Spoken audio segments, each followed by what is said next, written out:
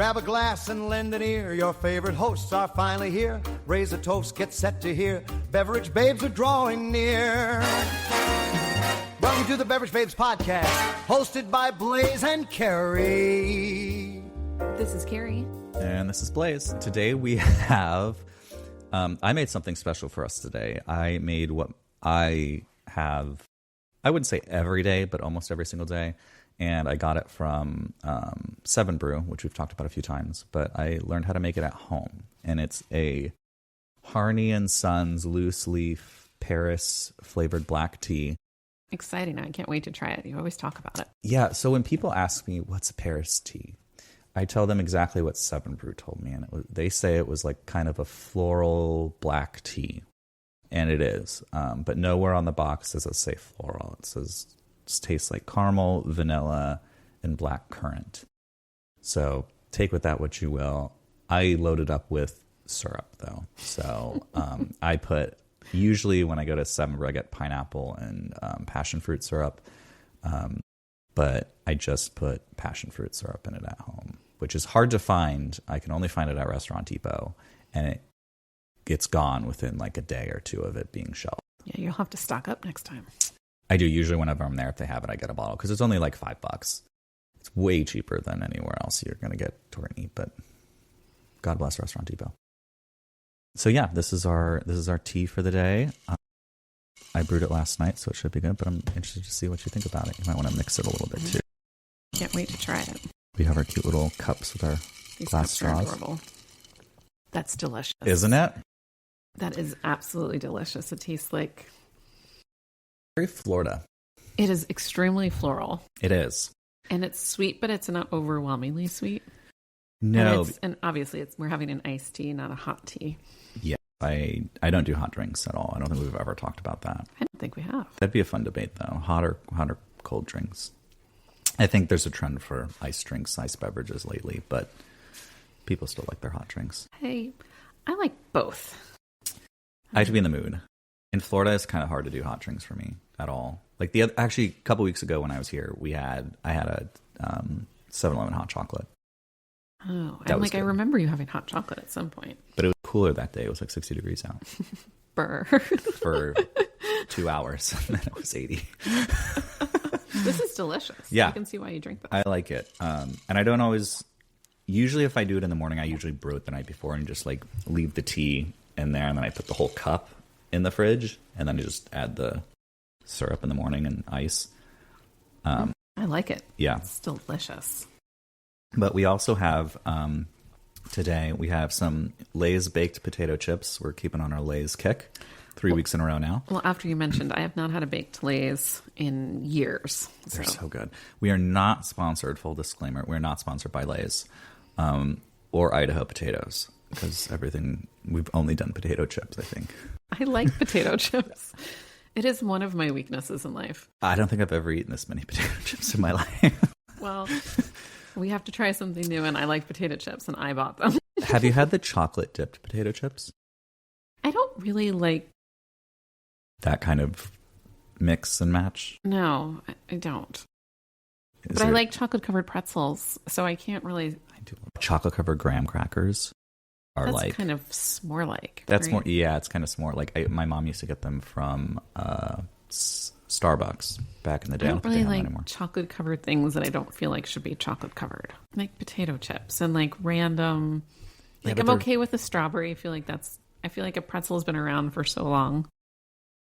Yeah, I like the taste of chocolate-covered strawberries. But I don't like chocolate-covered raisins. Ugh, no. Yogurt-covered raisins I can do. But I don't like chocolate-covered. What about chocolate-covered peanuts? No, I'm not a huge fan. You're just going to do peanut M&Ms? Is that what you lean Still towards? Not really. No. Still not my favorite. Interesting. I never really thought about it till just now. Yeah, I hadn't really either, actually. Yeah, but I'm not like someone who's going to like chocolate cover something. I'm not a huge chocolate person, to be honest with you. Like, I know people are like obsessed with chocolate. I'm like, this is good. Yeah, like I like a few bites of something. Yeah, or if I'm in the mood, like chocolate chip cookies, like those ones that I made the other day. Those ones that you made were ridiculous. Well, yeah, I mean, it had like a pound of butter and 2 bags of chocolate chips in it. So my kids loved They're like Mr. Blaze's chocolate cookies are the best. I like how Where they're did just he buy chocolate these? cookies, just because Yeah. there's so much chocolate right now. Yeah, they're like, how does he get so many chocolate chips to be on the top? I'm like, I'm not really sure. They were made with love. So actually, how I do that, I load it up with chocolate chips, and then I keep the little teeny chips, and then I take the dough and I just press it right in there. So that's the trick. You press them right in the top. It definitely seemed like that. And they were like, there's a chocolate chip in every bite. Yeah. Yeah, I love my chocolate chips. They're like, what is this flavor? I'm like, it's a lot of butter, I think. A lot of butter, and the secret is adding like a quarter cup to a half a cup more brown sugar than the recipe calls for. Interesting. So, they were some of the best chocolate chip cookies I've ever had. I'll have to make them again sometime. I was just in the mood to make chocolate chip cookies that day. I was like, kind of want some chocolate chip cookies. Nick had just bought the Pillsbury, the holiday cookies, like with the pumpkins on them or whatever. And like, I was like, I want chocolate chip cookies. You're like, I'm going to show up those by quite a bit. Well, I ended up making the other ones the next day. So they're delicious. Yeah. Those kind of cut and... They've gotten so small over the years. Because I remember as a kid, when I lived in California, we would get they used to come in a tube. Mm-hmm. And they used to be like good size little cookies. Now they're tiny. They are teeny, teeny, teeny. But they cook so much faster. Yeah, but I mean... It's like they know a 7-year-old or... Do you cook them or do you eat more than you cook, like raw? I'm not a huge sweets person, so like... Oh, so you don't like the cookie But like, I just dough? feel like there's an endless supply of cookies in this house at all times. So I'm kind of cookied out. Like I hadn't had a chocolate or a cookie that I enjoyed in a long time until I had yours. Oh, thank you. Yeah. Put a little dash of sea salt on the top too. They were just That's the trick. Delightful. Gwenny cut one up and put a piece in her because they were gigantic. Yeah, and I was going put a for the piece in her ones. lunchbox one day and took it to school. That's really funny. Have you had the ones from Disney Springs at Gideon's Bakery? Yes, those are good too. So Nick and I went there before they were in Disney Springs when they were in the co-op. When you had to they sold out every single morning by like 11, 12. Kind of thing. And we went there one time when we were in Orlando. Those are some wild cookies. I think they're like a half a pound. Each cookie is like a half a pound. Massive. You know what cookie I have not tried is the Costco cookie. Oh my gosh. Are they good? They're 800 calories, so yes, they're delicious. I don't know. They're very pushy with them when you go to They're warm. They smell really good. I love when I go to Costco and they baked them fresh. The amount of times that I'm in Costco, I can't possibly eat a cookie every time I go there. No, I usually get them and take them home for Nick. I'll have like a bite when it's still warm, and I'll take the rest home for Nick. But they're big. I mean, they're massive. I saw somebody online put... they got the cookie, and then they got the sundae, and they put it in the sundae. Oh, that's really smart. It's smart, but it's like 1,800 calories. I know. It's your daily calories. It's a whole day's worth of food. I couldn't do that. I'm sure it's delicious. I could have a couple bites, yeah. I definitely would, but I wouldn't make it a standard thing. We should have had a topic on cookies today. Right? Well, then I don't know how to bake cookies. But speaking of M&Ms earlier, we got some milk chocolate pumpkin pie M&Ms. I saw them and I was like, they're either going to be fantastic or they're going to really miss the mark. What do we think? What do you think? I think they're going to be good. I feel like M&M's does a good job. I don't feel like they put out something that's not good. Have you had a bad M&M? No. Well, when the peanut M&Ms, when the peanut is like burnt. Yeah, but that's rare. That's the nuts' fault, not the M&M's fault. That's true. They're twice the size of a regular M&M. Yeah, they're the size of like the peanut butter M&Ms. Smells like an M&M. You just get like a jolt of a pumpkin pie and then it goes away. Yeah, it's like they just dumped a bunch of like pumpkin spice powder into the chocolate mix. It's okay. If you like pumpkin pie or pumpkin spice stuff, you'll like it. I feel like they would be good on a cookie. Ooh. Yeah, I love M&M cookies. You know what I mean? Like I feel like to have a little bit on like if you had a sugar cookie or something. I don't know. It's just enough of a flavor that I feel like. Yeah, I think they'd be better in a cookie. like you said. I don't see anybody eating a whole bag of them. Unless you really like pumpkin. But they taste good. Yeah. I'd put them in like a holiday bowl for like at a party. So people think they're getting I think M&Ms. seasonally they're good. Yeah. They're a good seasonal product. Yeah. Smart.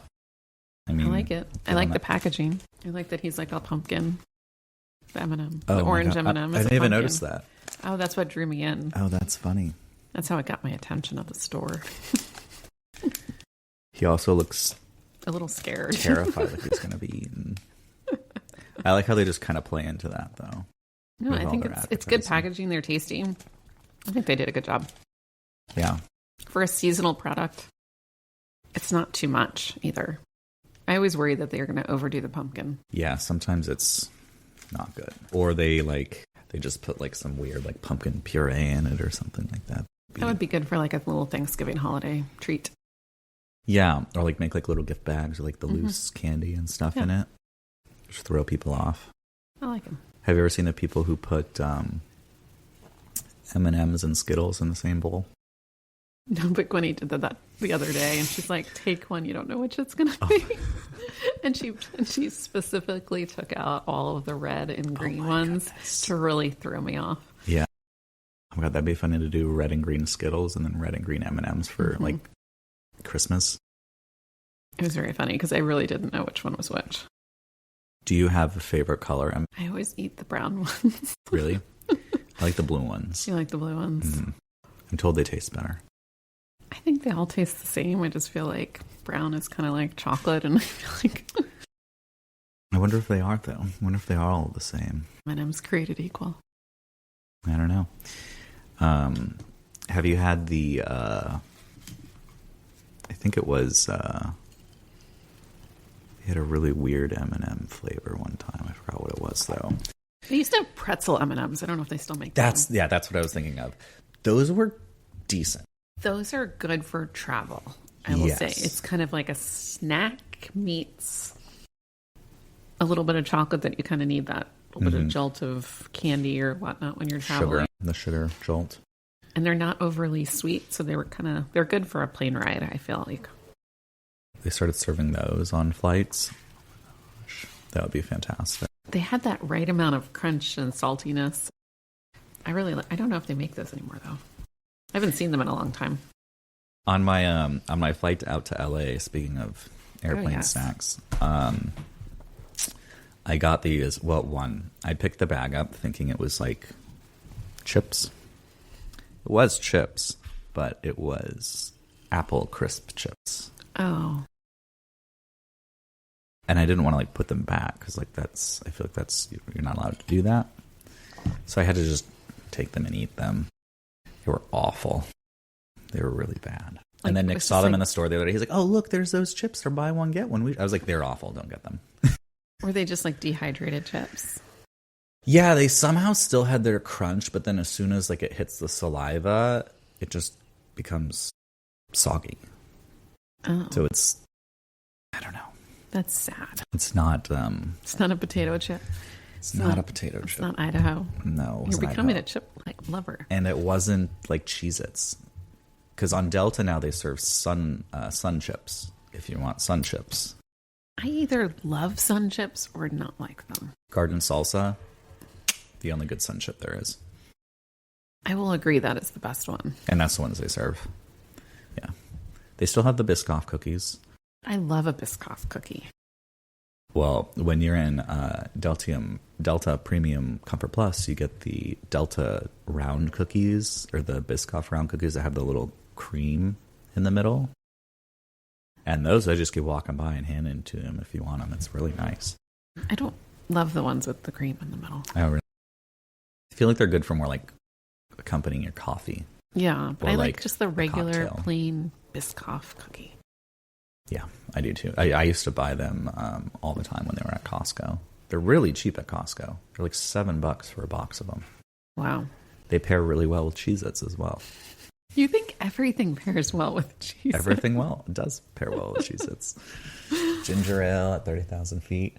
I did have, what did I have? Bacardi and Sprite. That's what I ended up having on the flight out there. It was good. It was good. Bacardi at 30,000 feet is always good. Oh, I think that's a long flight. Yeah. I usually do one-man flights. Honestly, though, going there and coming back, it wasn't that bad. Going there, I just worked on my computer a lot. And then coming back, I had a bunch of shows to watch on my little headset. So I just watched pretty much one show the entire flight. By the time I looked, I was like, oh, we're descending. So that wasn't awful. It's good when you can catch up on some shows. Yeah, well, and then going out there was nice because we left Tampa really early in the morning, but then we landed in LA because we were like flying back in time at like 9:30 a.m. So like we had the entire day to kind of just relax and not have to like rush everywhere we went. So the weather was fantastic. I was just going to say, how was the weather?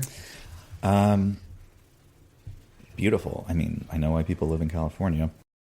I mean, coming from California, I know how the weather is, but you kind of forget it. Because it was just nice all day long. As humid as it is here? No, it was, I don't think it got above 50% humidity the entire time we were there. It was fantastic. Sunny the entire time, little windy. We had to put our jackets on when we went on. We went on a bus tour, like the double-decker bus. It was included with our hotel stay, so we were like, oh, might as well. They were like $50, $60 tickets normally, and it was like included. So we were like, oh, we have the whole morning before the wedding, so we might as well go. Because there was like two routes. You could either take the Hollywood route, and they just pointed out stuff, or you could take the route down to Santa Monica and see the piers and stuff. So we did that because I felt like it's kind of sacrilegious to go from one coast where you're on the water and going the entire way across the country and not seeing the other ocean. Because Santa like Monica is so beautiful. It is. I mean, it's... That pier is really pretty. Yeah. Definitely.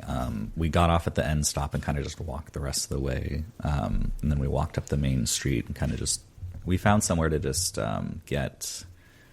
Nick got a salad and we just got like fresh pressed juices. Like not juice cocktails, but they were like full beverages with like ginger. And like I had a pineapple, cayenne something. And Nick had a cucumber thing. And it was good. And then... we got it. We took the driverless taxis, the Waymo's. Lovely experience. Were you nervous? I would have been nervous. I've been more nervous in cars with Uber drivers than I have in a Waymo. I was going to say, I guess you didn't talk to your driver this week. No, but I did say thank you every time I got out. Or there'd be people. What's wild is so you can see the map on the screen in the back seat, and so it picks up everything. So you can see individual people on the map, and if they have a dog, it shows the leash going to the dog, and it shows them like their digital ghost basically walking. So it'll stop for people, and like people like wave at the car, and it's like there's nobody driving. But no, it was a great experience. The rides are like half the price because nobody's driving them. Nobody's driving them.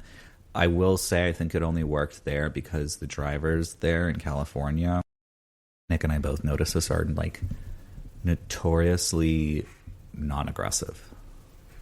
Like not like Florida at all. Where Florida, I would be terrified for my life in a Waymo down in Miami. I probably wouldn't get in one. In LA, the Waymos are the most aggressive drivers on the road. It's fantastic. They drive just like Tampa. They get in, they get out, they cut people off. I was going to say, I was driving this morning. I don't usually drive a ton during rush hour, and I could not handle how much I got cut off this morning between the hours of 7 and 9. Well, it's because people don't know how to merge. Everybody in California knows how to merge. It's a perfect zipper. Everybody gets in. It's like, so it's slower. It's not like Florida, the traffic largely is for accidents and for no reason. California, the traffic is like, we're going somewhere, like it's rush hour or something. So there's like just the standard traffic that would come with that many people in a city. And maybe it was, I don't know. We got there on a Friday, so we were there during part of the week. The traffic wasn't as bad as here. And that was amazing to kind of see. And we went on the 101. We went on all the big ones to get to where we needed to go. A lot more lanes. I think our yeah. roads are not ready for the amount of people that live here. No, well, coming down here today, it took us 2 hours to get from San Antonio to Tampa, and there's one accident right off of ours, which was like a flipped over semi truck. Don't know how that happened. Then 2 exits down from there was another exit. This is all still just in Pasco County. And then, so we took back roads to get to just bypass the highway. 3 accidents on the road from all the diverting traffic and stuff. So, like, I'm not saying more lanes would make it go away, but it would relieve the stress when an accident happens. Basically, 75 was closed down to 1 lane. It's normally just 3. And that's like the major route right there. It's right at the truck stop, the last truck stop before you go into Tampa. It's a lot of traffic that comes through there, and it's one of the most awful spots of 75, I would say. And again, like, I think most people think LA traffic is what they see on Thanksgiving weekend when they show it from the helicopters, everybody leaving the city, and it's just bumper to bumper traffic. I think that's what people in their mind think LA traffic is. That's I-4 on a regular day these days. Yeah, that's every day going anywhere into Orlando or coming from Orlando over to Tampa. It's just terrible. Bumper to bumper, slow traffic, largely for no reasons either. Again, California, there's reasons for it. You're getting off the highway, you're getting off on the highway, you know, like... Or there's not a driver driving the Waymo. I would get a Tesla just so it would drive itself from my house to wherever I needed to go. Because they just rolled out the new software with that, and it can do point to point now. Oh. It parks itself, it does everything itself. Kind of wild. And soon the new update, they'll be able to, like, drive you to Costco, drop you off at the front. It'll go find a parking space, and when you're checking out, you can say you're checking out, and it'll come. It's like your own personal Uber. Could you imagine buying a Tesla for that and never actually driving your car? That would be amazing. That would be wild. Because I don't love driving, but I don't know if I would be okay not controlling the vehicle. But yeah, but if you could sit in the back seat, I mean, it's no worse than a Uber driver driving over curbs and stuff. I don't know. Maybe I've just had notoriously really bad Uber drivers and Lyft drivers that I'm like, take me away, robots, please. That's very, very funny. Just remember, say please and thank you. Please and thank you. Just don't upset the robots. Don't upset the robots. I watched iRobot or whatever that movie. Did you recently? Yes. I need to watch that again. Did you like it? Is it still good? Or is it? I had never seen it before. Oh, really? The one that's on Netflix or? With Will Smith? No. Maybe I'm thinking the wrong one. It's like the robot. It's like a Disney movie. Is it not iRobot? WALL-E? No. It's a robot. Well, now I've got to look it up. Wait, the wild robot, the one you were telling me about? Yes, the wild robot. Oh, totally different movie. Okay, yeah. No. What's iRobot's with Will Smith, and there's like a robot workforce. No, not and that. You've never seen that one either? No. That's a good one. It's an old one, too. Really good. The wild robot I just watched with the kids. That robot had a lot of emotions.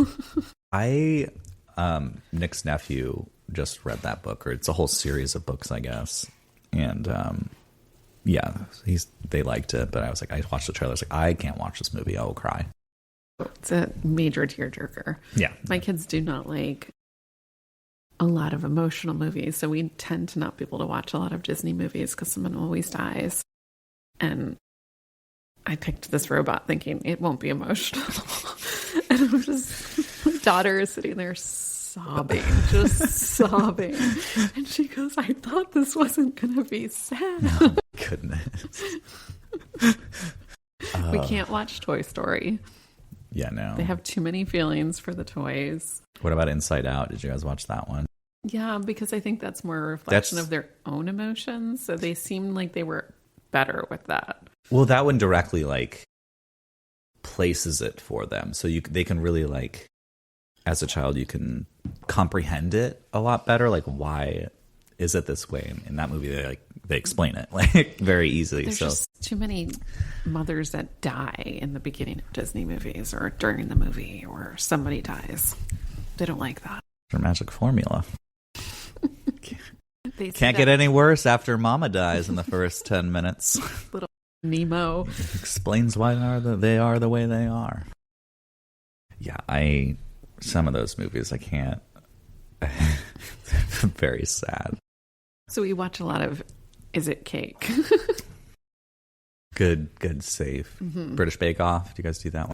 All the cooking shows, Yeah. I like them. That's good. But is it cake? They're very good about picking if it's cake or not. I am not so good. We did go to the Hollywood Chinese Theater when we were there. I was going to say, what's your favorite part? Tell us. Oh, I don't know. I would say my favorite part overall was the people. I mean, I don't know if that's cliche or say it or not, but everybody was so nice and very welcoming and it's also hard to be in like a crappy mood when the weather is that nice too. That makes sense. Yeah, I mean, I don't know what I was expecting with the people, but they weren't as like standoffish and abrasive as other places, like in Florida and stuff. I don't know. There's a lot of similarities to here in Tampa, but my favorite part, probably the food. The food was really good out there. Where did you eat? The first night we had like a welcome party at the bride's parents' house, which was like in the hills right beneath the Getty Center, and absolutely beautiful. And the property is like a 5-tier property, so there's 5 levels to the property to walk up this hill kind of thing. Where the main That's amazing. Yeah, and each we just don't have that here. No, we don't have hills flat. here. We're so flat. And I know I was like flying, we were flying over the mountains. I was like, oh, my body yearns for the mountains, and you can see the mountains and the ocean out my window. And I was like, this is why I miss California, kind of thing. But each like level of the property had a different theme and like a food to it. So at the bottom was like the bar, and there was like a wine station and a cocktail station and like a soft drink station. And then there was a hydration station, so like liquid IVs and stuff, so people could take those for the next morning. How fun. Then there was a food truck there, and it was like a Harry Potter theme too. So they had like a sidekick in a tent and stuff, and they had like all little like magicians and stuff going around doing stuff. I love it. And then you walk up, and it was like I guess I'm just going to say a Western theme, because there was a bull riding thing there, tons of cowboy hats. They had In-N-Out Burger up there, like just prepared burgers and everything. And then amazing. Just beer was up there. And then you go up another level into the house, and they had like a sushi bar and like salad, a couple other things I want to say up there, and some other drink. And then the top one had, or the second to the top one had desserts and champagne and wine, which was really cool. And then you go up to the top one where you can kind of see everything, and they had like just little scratch-off tickets, because most people thought the last dessert one was the last one, and there was like a hidden staircase in the back that you could go, and they had a box full of scratch-offs that you could go grab a scratch-off. So it was a really... That's a super fun idea. It was a really cool idea. Again, with the tacos were fantastic. The In-N-Out burgers were the first thing to go, so we missed out on that. I've had In-N-Out, but a couple of our friends hadn't had it yet. But that was really good. Classic Mexican food truck tacos. I mean, really, really good kind of thing. Very California. Classic California. Yeah, with the elote corn and everything. But then we did... The next day we went to that thing in Santa Monica. Nick had a salad. We just had like fresh pressed juices and stuff. That morning, though, we went to the hotel pool bar, and they had like a Mexican coastal kind of theme. So I got huevos rancheros, which is like the tortilla with the beans, and it had mole and eggs, and that was really good. They had really good tacos, like a pineapple glazed steak thing going on that was really yummy. But then for the wedding, it was a buffet, but it was breakfast, lunch, and dinner themed. Super fun. Yeah. So everything you could think of, if you didn't want something here, you could find it there kind of thing. So it was like chicken and waffles and biscuits and stuff, and a salad bar, and then soup. And the soup was on the salad bar. So like they had potato leek and then butternut squash. But it was all next to the salad fixing. So like potato leek, you can add the bacon, you can add cheese, you can add whatever top stuff on. Prime rib, They had like Italian stuff. They had some really good cakes, like a lavender cake and like really nice kind of stuff. And then they had 3 big ice sculptures with seafood around them and everything like that. And that was very, very Sounds good and amazing. well done. Yeah. Well thought out. I mean, one of the best, if not the best, dinners I've ever had. We went to, you've heard of Panda Express, right? Of course. Of course, iconic. They're from California. Every airport. If you travel, you've heard of Panda Express. That's very true. I've gotten Panda Express one time in I forgot what airport it was. It was right when it opened, though. It was like 9:30 a.m. or 10 a.m. or whatever, right when they first opened. And Nick and I went, well, let's get Panda Express. And we did. But anyways, if you didn't know, Panda Express originated as a sit-down restaurant called the Panda Inn. I did not know that. A lot of people don't. I only knew this, I think, because I was born in California and I just loved Panda Express kind of thing, so I kind of always knew about it. But they're all in the LA area, and I kind of grew up in the Sacramento area, so I didn't get down there much. But I would say it's like an upscale P.F. Chang's. Oh, that would make sense. But more... I would feel like that's what it would be. More Shanghai Chinese and influence than it is whatever Fusion. P.F. Chang's is. Yeah, P.F. Chang's is more I feel like they have Americanized, I feel. Yeah, and there's a lot more like fusion, I think. Yeah, where Panda Inn is very like it's them. It's like the distinctly Panda, and it was phenomenal. I mean, it's the home of Panda Express and how it came about. Excuse me, Panda Express. A developer would eat there all the time at the Panda Inn, and he was talking with the owner. He was like, "Well, why don't we open a quick service version of this?" Because he just loved it. He wanted it to be everywhere. And so they launched it in the Glendale Mall, and it did so well that the husband and wife of Panda Inn decided to start franchising it, and thus Panda Express was born. Wow. So they're franchises, or are they owned by corporate? The Panda Inns are all owned by corporate. Okay. Yeah. And then the Panda Express, I'm sure that's a hybrid model kind of thing of what they do there.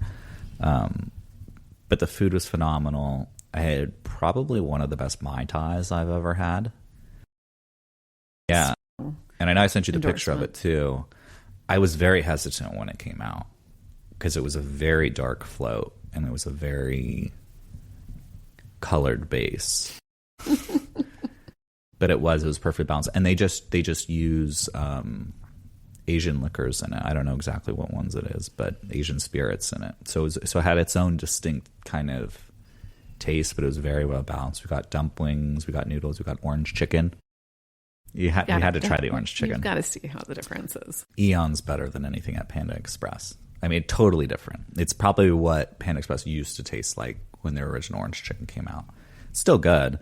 I don't get the orange chicken from Panda Express anymore. I'm the honey sesame chicken. The honey person. sesame is very good. That used to be an LTO, and they put it on the menu permanently. Finally, like a couple years ago. Not a lot of people. I know weird lore about for no reason.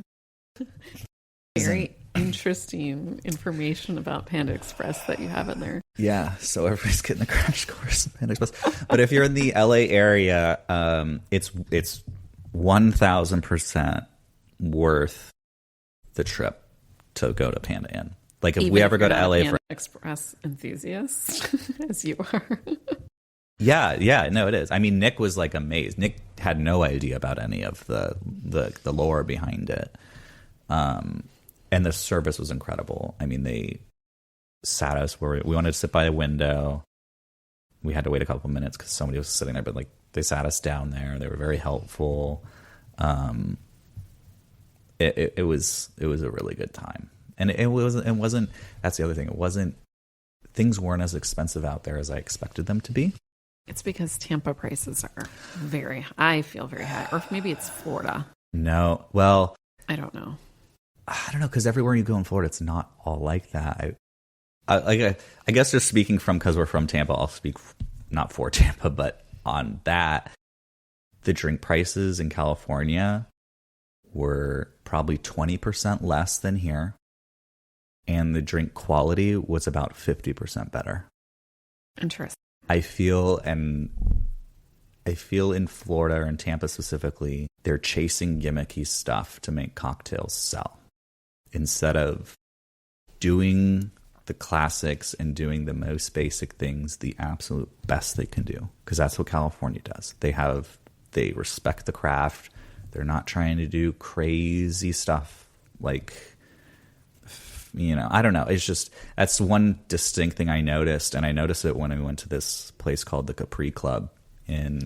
Well, I think the difference is that in some of these other locations, California, New York, and some of other locations, you have what you consider career bartenders.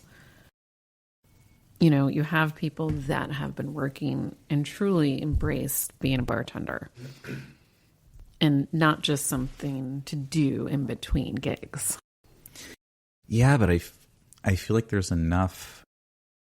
I don't know. Maybe there's not enough, like you said, career. I don't know. I feel like that's. I think we're going to get there. I think there's more and more of that.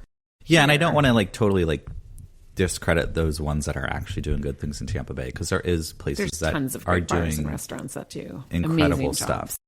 But I guess my point is, I noticed this in Tampa at least. There's nothing inherently wrong with it, but they do change their menus a little too much, and they don't keep staples that they're doing very well of. Instead of it being a staple menu that they keep and then have seasonal stuff roll in and out on a special menu, it's the opposite. And I think they might embrace in California and New York and other places local products probably a bit more than Florida. Yeah. Oh, yeah, definitely. But I guess the issue with that is, or craft or smaller brands or smaller ingredient products. Yeah, but the issue with switching your menu out is okay, you go to a place, you love a cocktail, you're never going to be able to get it again because they're going to switch the menu. And they're that's the one thing you go there for, Yeah, what's going to bring them back? Yeah. You got to have that craveable cocktail. Yep. And you said you had a good cocktail when you were out there, though. Would you have a pina colada? Yeah, it was one of the best pina coladas I've ever had. I don't know how they did it. It was smoother than Dairy Queen soft serve. It looked incredible. And it was boozy. It was really good. I had two. I had put passion fruit in the other one, but it was really good. I would get that again. I don't know how they did it. It was in a machine, though, so, they're not, making it. They have to make their. It was better than the Vinoy. That's saying a lot. I do love the Vinoy pina colada. They're very good there, yeah. But Vinoy does a good job with a lot of their beverages. They do a lot of their stuff in-house, too, which is smart for them. Certain things you should do in-house. But, the other thing I noticed is in California, they're not over the top with the garnish game. There's some stuff here in Tampa that I'm that's too over the top. That's why you're charging $30 for this cocktail. And I have to give the garnish back, essentially, at the end of the day. There's no real purpose for it other than just pomp and circumstance. Or in LA, stuff has a reason. There's a purpose for it. Nick had this really good drink that you wouldn't normally get, but the garnish was just when they cut the citrus and then they press a shape with a cutter in it. And it's just almost it would look like the Michelin star kind of that flower you can, and that's all it was. It was just a dot. Let's get back to that. Focus, have it focus on the drink, not what's coming out of the drink. And again, I love a good garnish. Love garnishing. Yes, but Bloody Marys tasteful should have a bazillion garnishes. They should, yes. That's what a Bloody Mary is. Almost part meal. Yes. So one of the places that we went, called the Capri Club, and it's in LA. It's an old Italian restaurant that they turned into a little aperitif bar. They make their own aperitifs and stuff they make their own Aperol. They make their own Campari. So they're integrated into the craft. Very Italian, very small. It's walk-in only. They have very homey Italian food. Tuesday nights they do spaghetti night, stuff like that. they took their drinks very seriously. I mean, and everything on their menu was crafted. It was excellent. And it's stuff you wouldn't normally think of. I love that. I like that, their choice of fonts. Yes, it's very, very vintage, like vintage It's Italian. like kind of throwback Italian. If we ever go out there, Capri Club and Panda Inn are the two must goes to out there. I love it. Fantastic. Well, we're glad to have you back, though. Yeah, I'm most glad to be back. No, except for that 2-hour journey this morning. Yeah, switching gears here now. Any interesting content creators this week that you've been obsessing with? So this week, and I have liked this guy for a while now, but I just, for some reason, he hit my algorithm again this week, and it's just hysterical. And I don't know if you've seen him. It's Hello, My Name's John. The Zillow guy? What? Is it the Zillow guy? It's the Zillow guy. Jonathan Carson. Amazing, hysterical, and his reviews on these Zillow houses of these crazy proportions. Like, he'll be like, inside of this Gothic home, when it never looks like that from the outside. Or it's like a random home from Ohio with like a basement that has like weird rooms in the base. Yeah. Or the amount of carpet that these people use in their bathrooms or kitchens, and the house looks like a mushroom, and it's hysterical. And his way of describing every room and every ornate detail.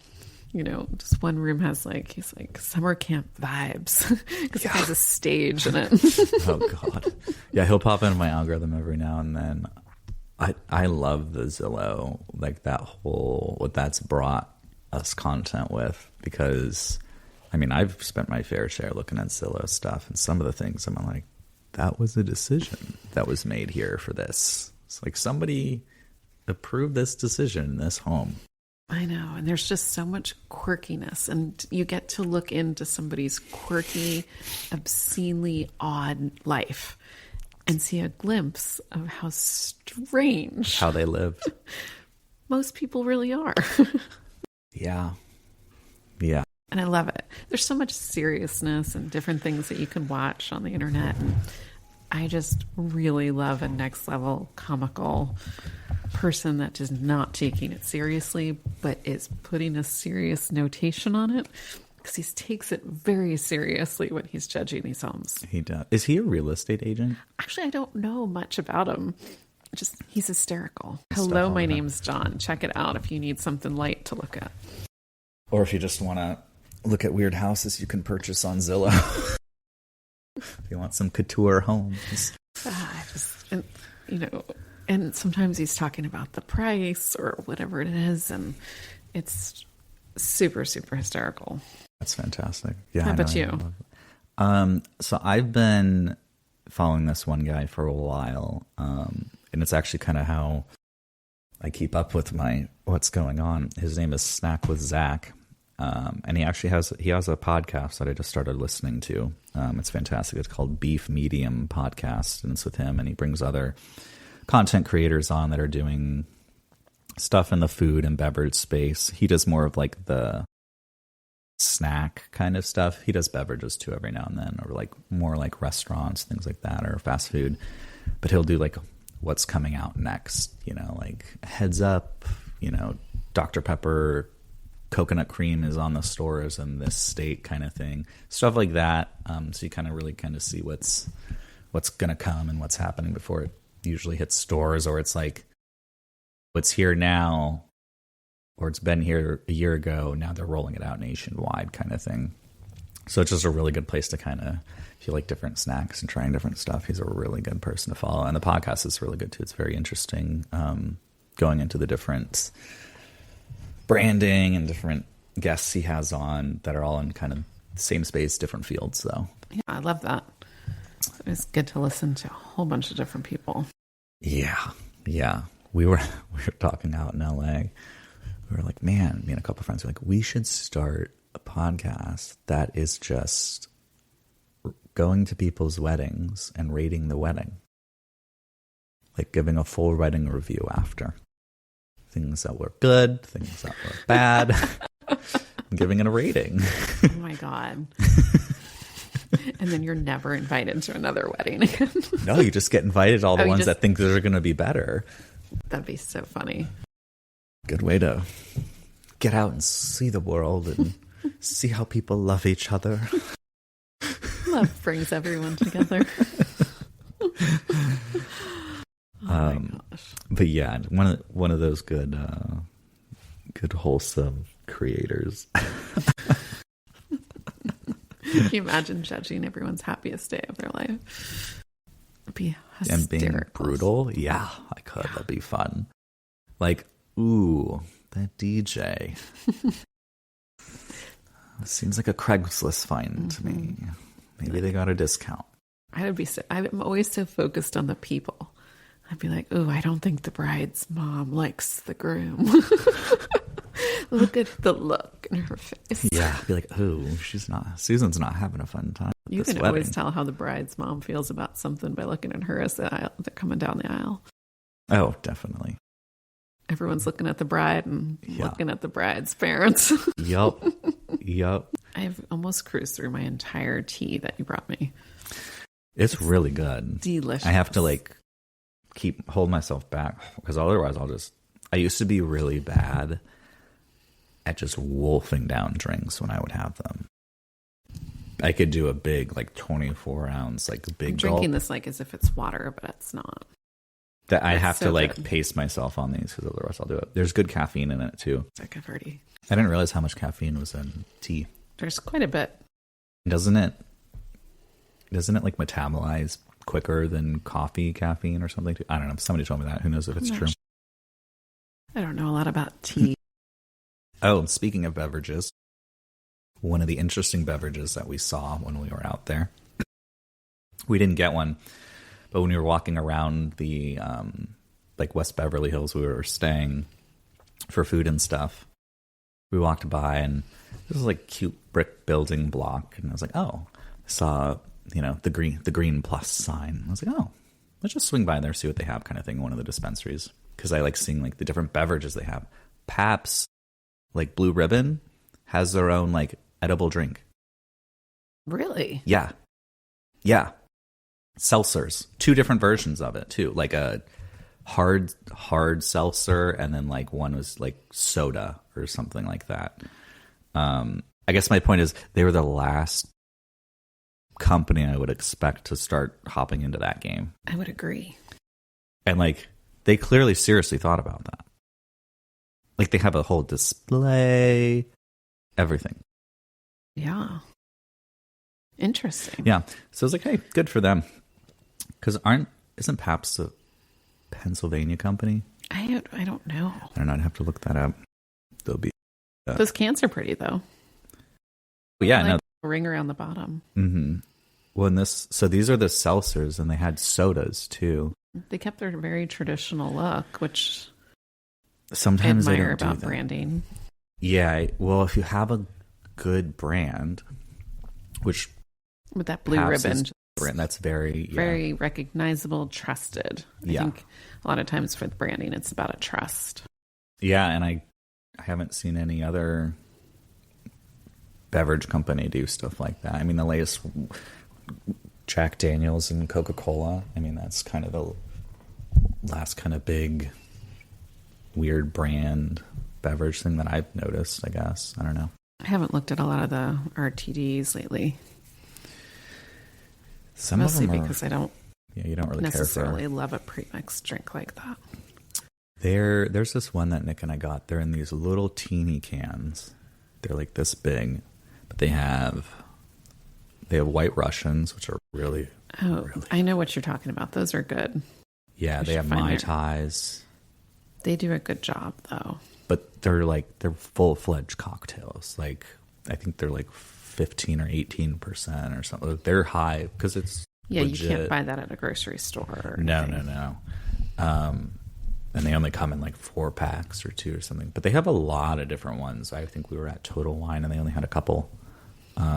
have to find their name and talk about them because they do a really good job. Yeah, I have a picture and I'll find it. They're really, really yummy. And I'm not a huge White Russian person, but it was very well done. And then I added some pumpkin spice bitters into it. So. Gotta juice it up a little. Try everything, you know. Okay, final thoughts here. We've talked about these a few times. Lay's baked potato chips with 65% less fat. I haven't had one in years. I usually only get them when I'm at a hotel for a banquet, and the bag comes with the sandwich. I think these are my favorite. So good. I like them because they're so light. They remind me of the veggie puff chips, though. They kind of remind me of a combination of Pringles and veggie puff chips. Yes. Yeah, which I like Pringles. I do too. These are delicious. I haven't had one in a long time. Nick's mom got us some the health food Pringles that they have. I forgot what the brand is. They were actually good too, but they remind me of this too. Way to go, Lay's. They know what they're doing. That's good, yeah. Wonder what other weird stuff Lay's is up to. I don't know. Wonder what their plan for is after the NFL chips are gone. I looked, I didn't see anything special. I know I don't think it's Lay's, but Doritos has their Stranger Things chips right now. I saw them and I assumed Stranger Things coming out with a new show. Yeah, I guess the season finale or the series finale. I panicked and thought they were old chips. That's why I didn't buy them. The sad thing is I could see a company selling just old chips as a thing to make it a thing. Be like, oh, these are for display only. They're not for eating. It was a throwback. And I was like, well, I looked at the date on them and they was fresh. But still, I didn't partake. Yeah. I would have tried them, though. Did you watch Stranger Things? No, I don't like that. Watched it. I also don't like children actors, like movies. I don't know. I just don't find them entertaining. In general, you don't like children? Children actors in movies. No, children are fine. I don't like children and children acting. Yeah, no. I don't like creepy. Yeah, I don't like that kind of. I put it in with the fantasy kind of realm of stuff that I just don't get into. I love my children more than anything in the world, and I don't ever want to give a creepy component to it. Yeah, it's probably a good thing. Mm-hmm. I don't need nightmares. Keep your kids normal. Mm-hmm. Although I might have scarred them with Wild Robot. Stick with Bluey. Yeah, Bluey and... Bluey all the time. Bluey and Cake Wars. Cake. Is it cake? Is it cake? Apparently, that's all we can handle. Oh, man. All right, well, give us a follow at The Real Beverage Babes on Instagram, therealbeveragebabes.com, Spotify, Apple Podcasts, YouTube, and The Beverage Babes on Twitter. Give us a call and tell us any of your thoughts or interesting chips or traffic stories at the Beverage Babes hotline at 813-693-2207. Thanks so much, and we hope you join us next week. Thanks, and have a good day. The final drop is in the glass. This happy hour went so fast, so raise a toast from us to you. The Beverage Babes, now say adieu.